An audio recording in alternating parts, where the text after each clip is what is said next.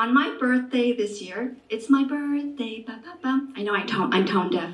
I was sick at home with the flu, and a research assistant from a local university called to see if I qualified for a study. She wanted to ask me some questions.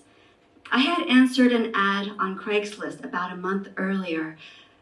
Because it didn't involve taking medication and I fit the description of what they were looking for, I applied. The focus was on whether adverse childhood conditions lead to heart disease. About a year ago, I had taken the adverse childhood survey, and out of 10, I checked 6. Unfortunately, checking 4 more was reason to lead to certain conditions in your adult life, including heart disease and depression. After she asked me the basic statistical questions, she asked me some questions. Have I or anyone close to me experienced war growing up? Have I experienced food scarcity? And have I experienced violence, both physical and sexual? My answers were, yes. My parents grew up during the Korean War, and I've experienced food scarcity, and yes, both physical and sexual violence. She said, I'm sorry, and I told her, things happen in life, and in terms of the sexual violence, it went through the process of justice. He was sentenced, and it could have been a lot worse. After every question she asked, I had an answer to downplay the long-term effect it may have had on me, because I am strong. I survived. I am more than my childhood experiences. But I found myself crying. I told her, I'm just emotional right now because I was visiting my parents during the winter holidays. And then she asked me if I experienced a death of a loved one when I was younger. And I said, yes, my grandfather. And she asked for more details. My Harabuji came to live with us from when I was 4 to 7 years old. Before he came, my older sisters and I often had to support my mother by taking her to bed and begging her to not die. She would say to us,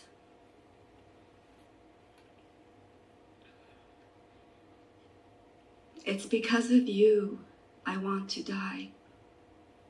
You are terrible children.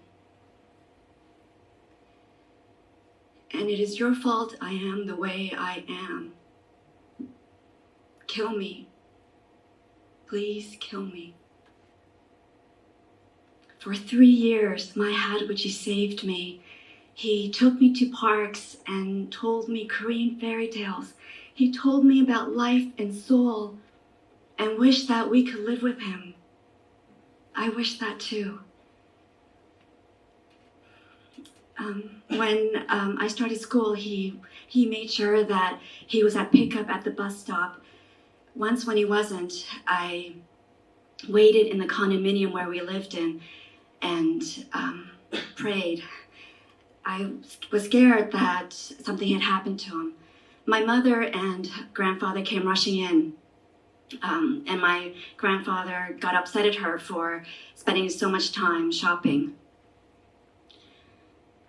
My mother, I saw my mother hit my grandfather too when she saw him have insects on his sweaters and when he smoked near me. She noticed that I had ashes, burnt holes on my t-shirts and jacket, and she was worried that he was hurting me. I noticed the burns too, but I refused to believe that they were intentional. My mother told me that when she was younger, he used to get mad at me for leaving the candle on when I wanted to study. This was after the Korean War, and there wasn't much money. Money was tight. So quiet here.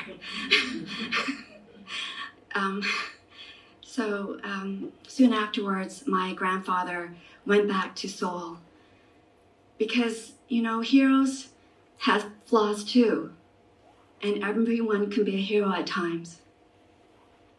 My grandfather promised he would come back to visit, but I never saw him again. My mother put up a black and white photo of him in the living room, and she bowed and prayed. And she told us, "Your Harabuji came back, but jumped off the balcony because you are such terrible children." Sorry. As a teenager, I found out the truth that he had a heart attack in Seoul and died soon afterwards. But my mother, she can be such a wonderful person. When she's not triggered, she is so magical to be with because she could be so fun and adventurous. It's just that I never knew when it would change, when her moods would change, and sometimes that happened very quickly. But she's really an amazing person. So after all the questions were asked, the research assistant said once again, "I'm sorry." And after we hung up the phone, I took the adverse childhood survey again, and I still checked 6. But I found another survey. It's the resilience scores. And out of 14 protective factors, I checked 14, which means I am resilient.